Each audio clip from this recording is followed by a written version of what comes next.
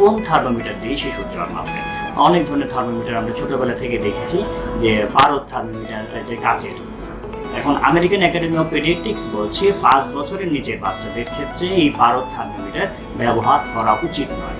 তাহলে কোন থার্মোমিটার ব্যবহার করেন? বিভিন্ন ধরনের থার্মোমিটার রয়েছে। এখন আপনারা করোনার জন্য বিভিন্ন ধরনের এই ধরনের কিছু থার্মোমিটার দেখে থাকেন, যেটা ইনফ্রারেড থার্মোমিটার, কপাল থেকে দূরে দিয়ে এভাবে একটা রে পড়ে, তারপরে আমি যদি একটু আপনাদের দেখাই, যে এই ধরনের একটা রে পড়বে মুখের উপরে, তখন এখানে স্ক্রিনে এটা চলে আসে।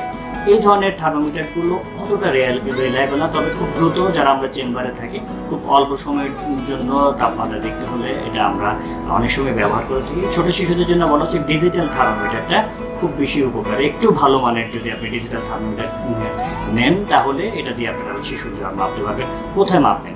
অবশ্যই শিশুদেরকে মুখে বা জিহ্বার নিচে জ্বর মাপা